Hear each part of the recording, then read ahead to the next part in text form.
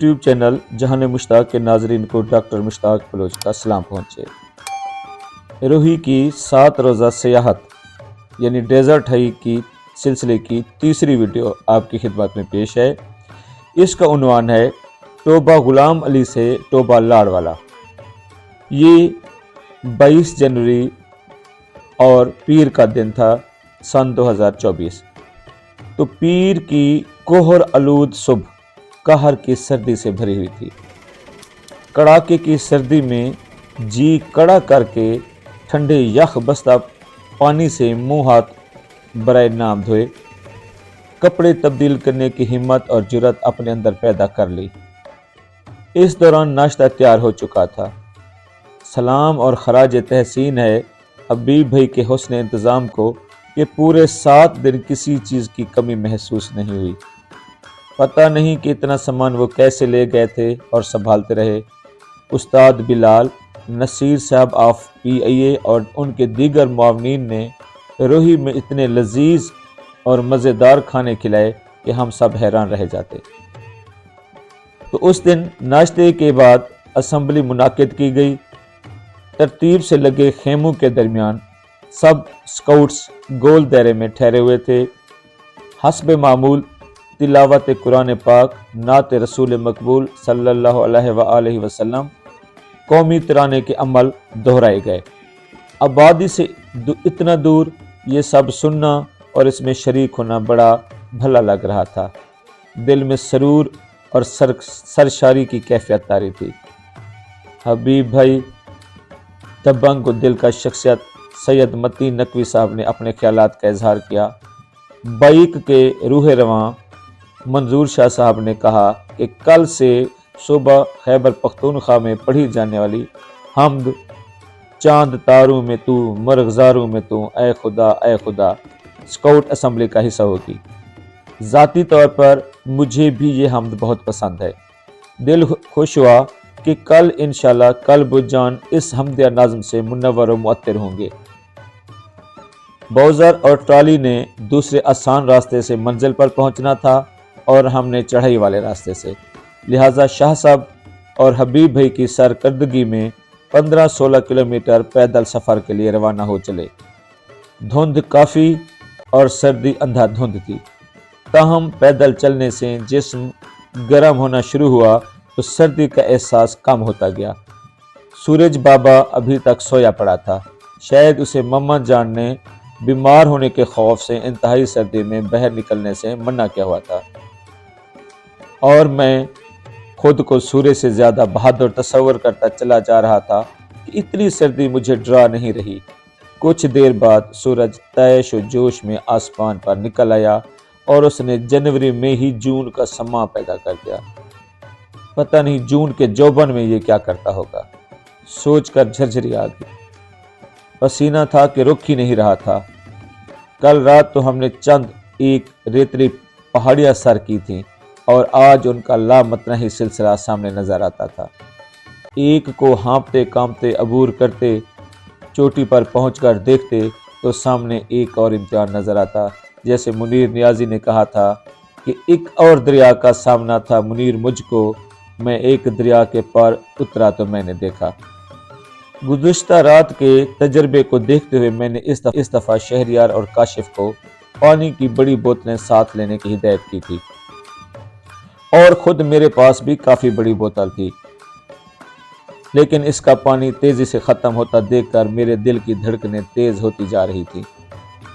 वैसे भी चढ़ाइयाँ चढ़ते चढ़ते सांस धोंकने की तरह चलने लग जाता था। इर्द गिर्द के मनाजिर बहुत ज़्यादा खूबसूरत और ख्वाबसूरत थे। ताहद्दे निगाह फितरत के हसीन रंग बिखरे पड़े थे। कहीं बहुत ज़्यादा नशेब नज़र आता तो कहीं बुलंद बाला पहाड़ों जैसे टीले। मैंने रोही के ये रंग पहले कभी नहीं देखे थे। इस वजह से हैरान और शशदर होकर तकता जा रहा था। टीलों के बीच काफ़ी वसी और अरीज कदरे हमवार कतात नज़र आते थे। बारिश के मौसम में जब वहाँ से पानी नीचे उतरता होगा तो क्या हसीन और रंगीन नज़ारा होता होगा। जवानी और तवानाई से मामूर स्काउट बच्चों की अटखेलियाँ और शोखियाँ जारी थीं और मैं तस्वर और तख़य्युल की दुनिया में کھویا ہوا جا رہا تھا۔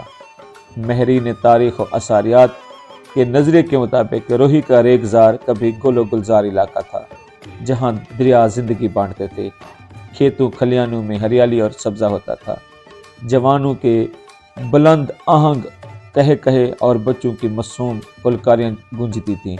خوش جمال، خوش رنگ و خوش آہنگ طیور ہوا میں اڑتے گاتے تھے۔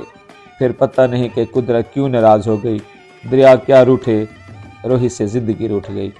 یہی وجہ ہے کہ درد و فراق میں ڈوبے لوک نغموں میں روہی کا ذکر ضرور آتا ہے۔ اگر کوئی شخص روہی سے سچی محبت کرتا ہے تو میری تجویز ہوگی کہ وہ روہی کے اس مقام سے ضرور گزرے۔ شاید میں تاریخ کا ادنا طالب علم ہوں، اس وجہ سے ایسی کیفیات، احساسات اور جذبات سے لبریز ہو جاتا ہوں۔ حسن تخیل کے ساتھ ہی یہ تلخ حقیقت بھی ساتھ آن والے دھوتی رہی کہ وجود کی توانائی ختم ہوتی جا رہی ہے، ٹانگیں تھکتی جا رہی ہیں، بوتل کے پانی کی سطح گر رہی ہے، لیکن جسم کا درجہ حرارت بڑھ رہا ہے۔ سفر ختم ہونے کے کوئی آثار نظر نہیں آ رہے تھے، جبکہ بلند و بالا ٹیلے بڑھتے چلے جا رہے تھے۔ میں نے حبیب بھائی اور شاہ صاحب کا تصور کیا کہ وہ کیسے مطمئن اور مسرور چلے جا رہے ہیں۔ بیٹے کو دیے وچن کو یاد کیا، نوجوانوں کے گونجتے کہہ کہوں سے توانائی پائی، خود کو دلاسا دیا، اپنے پیارے لوگوں اور اچھے لمحات کو یاد کرنا شروع کر دیا۔ ایک اور ترکیب یہ اپنائی کہ جب چڑھائی ہوتی تو میں اوپر بلندی کی بجائے صرف اپنے قدموں کو دیکھتا۔ تو جیسے کہتے ہیں نا کہ بلی کو دیکھ کر کبوتر جو ہے نا وہ آنکھیں بند کر لیتا ہے، تو میں مزید جو چڑھائی ہوتی تھی اس کو دیکھنے کی بجائے میں اپنے پاؤں کی طرف دیکھتا تھا۔ چڑھائی چڑھتے ہوئے بار بار رک کر سانس بحال کرنا پڑتا۔ میں ہر ٹیلے کو آخری تصور کرتا، لیکن پتہ چلتا کہ ابھی عشق کے امتحان اور بھی ہیں۔ پانی ختم ہو چلا تھا کہ خوش قسمتی سے پانی والا بوزر نیچے کے راستے سے گزرا، کیونکہ وہ اسی جگہ پہ جا رہا تھا اور وہ راستہ سیدھا سیدھا ڈھونڈ رہا تھا، اور ہم مشکل چڑھائیوں سے گزر کر وہاں جا رہے تھے، لاڑ والے ٹوبے کی طرف۔ شہریار وہاں سے بوتل میں پانی لے آیا تو میری ہمتیں پھر سے مجتمع ہو گئی۔ یاد رہے کہ دل کے یہ حال اب شیئر کر رہا ہوں، ورنہ وہاں تو اپنے چہرے پہ سکون اور اطمینان کا لبادہ اوڑھے ہوئے تھا۔ کچھ بچے بہت زیادہ تھک گئے تھے، مجھ سے بقیہ مسافت پوچھتے تو میں پدرانہ شفقت سے مملو لہجے میں انہیں تسلی اور حوصلے دیتا کہ بس تھوڑا سفر باقی ہے۔ سچ پوچھیں تو ان معصوموں کو تھکا دیکھ کر میری تھکاوٹ کم ہونے لگ جاتی تھی کہ مجھے اپنے حوصلے بلند رکھنے چاہیے۔ اب تھوڑے تھوڑے وقفے اور فاصلے پر لوگ سستانے لگے تھے۔ میں شہد ملک کو کوستا جا رہا تھا، جس نے مجھے کہا تھا کہ میں منزل پر ٹرالی پہنچا کر دوست کے موٹر سائیکل پر آپ کو لے جاؤں گا۔ میری نظریں اس شریف بندے کی منتظر تھیں کہ دور ایک نہایت بلند ٹیلا اپنا منتظر دیکھا۔ اس کو دیکھ کر اوسان خطا ہو گئے کہ اسے اس حالت میں کیسے عبور کریں گے۔ مجھ سے پہلے کچھ لوگ آگے بیٹھے ہوئے تھے، میں ان کے ساتھ جا کر نڈھال اور مزمحل ہو کر ریت پر بیٹھ گیا۔ کافی دیر بعد حبیب بھائی آن پہنچے۔ مطلوبہ منزل کے سوال پر انہیں بتایا کہ بس یہی ٹیلا پار کرنا ہے اور اس کی دوسری طرف ہماری منزل لاڑ والا ٹوبہ ہے۔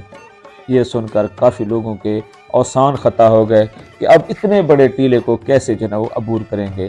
حبیب بھائی مسکرا کر بولے کہ آپ لوگ پریشان نہ ہوں، ہم نے اس طرف نہیں جانا، یہاں سے کچھ دور داہنی جانب ہموار میدان کی طرف ہماری منزل ہے۔ انہوں نے ہمیں دور واقع گوپے اور مسجد دکھائی کہ بس وہاں پہنچنا ہے۔ یہ سن اور دیکھ کر اوسان بحال ہوئے کہ اب خیر ہے۔ ایسا لگتا تھا جیسے 29ویں شب کو عید کا چاند نکل آیا ہے۔